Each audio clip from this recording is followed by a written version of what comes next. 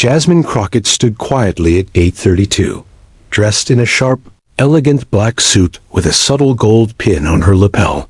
She held her boarding pass neatly between her fingers, her posture straight, her face calm. Despite her composed presence, she noticed the side glances from the airport staff. Judgmental, cold, sizing her up with assumptions instead of facts. She was a black woman, alone, dressed like success itself, and somehow that made people uncomfortable. Asterisk, she stepped a little closer to the boarding lane as the digital screen flashed, "Final call. Flight 802 to Washington, D.C." But before she could even move an inch further, a white woman in a crisp uniform stomped toward her. Her tone was sharp, loud enough to draw attention. "Excuse me, ma'am. This section is for priority boarding only. Economy line is back there." She pointed behind Jasmine without even checking her ticket. Asterisk Jasmine, used to these microaggressions, replied with patient grace, "Ma'am, I have a first-class ticket. I'm boarding with Group 1. Asterisk, but the woman wasn't having it. She snatched the ticket from Jasmine's hand, glanced at it, and narrowed her eyes like she still didn't believe it. "Wait right here," she barked. Then, as if Jasmine were trying to sneak onto a flight illegally, she waved over two male staff members who came charging in with zero questions asked. Asterisk, one grabbed her arm roughly. The other moved in front of her. "Step back, lady," the taller one snapped. "Don't make a scene." Asterisk, "I'm not making a scene," Jasmine said, her voice level. "I'm simply boarding the flight I paid for." Asterisk, but before she could say another word, the two men shoved her back. The force made her stumble, and her purse hit the tiled floor with a loud thud. Her heel twisted awkwardly, and she collapsed to the ground, catching herself with one hand. A gasp echoed through the terminal. Asterisk, several passengers turned in shock. A teenager nearby whispered, "Did they just push her?" A man in a business suit pulled out his phone and started recording. "What is going on here?" he asked no one in particular. But no one from the staff responded. They just stood over Jasmine, like she was the problem. Asterisk Jasmine sat there on the floor for a moment, stunned. Her elbow throbbed from the fall. Her pride stung even more. She looked up, eyes wide not from fear, but from disbelief. There was no confusion in her mind about what had just happened. This wasn't about boarding passes or flight groups. This was about what she looked like and who they assumed she was. Asterisk, and yet she didn't yell. She didn't cry. She simply pulled herself together, slowly rising to her feet, brushing her hands off. The people in line began murmuring louder now. Some pulled out phones. A woman in a sun hat said to the staff, "You're going to regret that. You messed with the wrong one." Asterisk, but the staff still didn't flinch. The female supervisor crossed her arms and said, "We're calling airport security. You've caused enough disruption already." Jasmine looked her dead in the eye and said nothing. Her voice was calm, but her silence was thunderous. Asterisk, then her phone buzzed. She looked down at the screen. One text. Asterisk, just parked. Coming in. Asterisk, she whispered to herself under her breath. They have no idea who's about to walk through that door. Asterisk, as Jasmine stood there, gathering herself from the cold tile floor, her elbow aching and her pride deeply bruised, the sound of murmuring. Passengers grew louder. Some stared in disbelief. Others whispered about what they had just witnessed. A middle-aged woman wearing a blue shawl rushed forward and crouched beside Jasmine. "Sweetheart, are you all right?" she asked with genuine concern in her voice.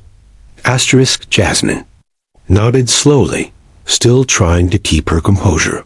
"I'm okay," she whispered, though her voice trembled slightly. She picked up her purse and straightened her jacket, trying to maintain her dignity in front of the growing crowd. They thought I didn't belong here, she said softly, almost more to herself than to anyone else. Asterisk, the woman clenched her fists. You were just standing there. That was disgusting, she said, glaring at the staff. Asterisk, meanwhile, the same female supervisor who had started the whole mess, was now on her walkie-talkie, demanding airport security to the gate. We have a disruptive passenger at gate 32, she said sharply. Possible threat. Asterisk, Jasmine looked up, stunned. A threat? She said, the words slicing through the air like glass. You assaulted me. Asterisk, one of the male staff members, the same one who shoved her to the ground, took a step forward. Ma'am, don't escalate things. You were acting suspicious and refusing to comply. Asterisk, the passengers had heard enough.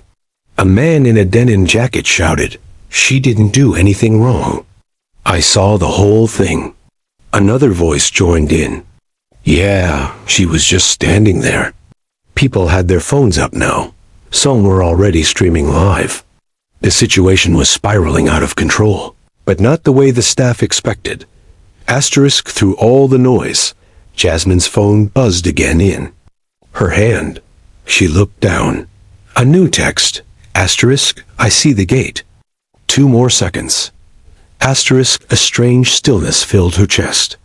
Not fear, not rage, but certainty. She whispered under her breath, he's here. Asterisk, and then, just as if on cue, the automatic sliding doors at the far end of the terminal parted, and in walked a tall, broad-shouldered man in a dark charcoal blazer, his steps confident and focused. He carried no bag, just a sense of presence so strong it made people pause. Asterisk, his name was Marcus Crockett, a retired Special Forces colonel, a high-profile civil rights attorney, and Jasmine's husband. Asterisk, his eyes scanned the chaos immediately. He saw the crowd, the phones, his wife standing amidst staff members who looked defensive and aggressive. Then he saw her, Jasmine. He saw the wrinkle in her jacket, the bruise forming on her elbow, and the flicker of pain she tried to hide. Behind strength, he walked faster. Someone in the crowd whispered, who is that? Asterisk, another person replied, looks like somebody important. Asterisk, Marcus didn't say a word at first.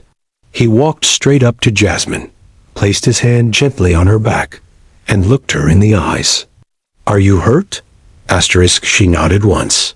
They shoved me. Asterisk, he turned, slowly and deliberately, to face the staff. His voice was calm, but there was iron beneath every word.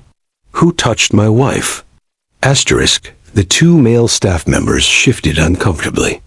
The supervisor opened her mouth, but Marcus raised a hand, silencing her with nothing but authority. I want the names of every employee involved in this incident. Right now, and I suggest no one lies. Asterisk, one of the men scoffed nervously, trying to regain control. Sir, this is an airport security matter. Asterisk, Marcus cut him off without raising his voice. Exactly. And you just committed battery, false accusation, and discrimination in front of dozens of witnesses. Let me be crystal clear, every second of this is now evidence.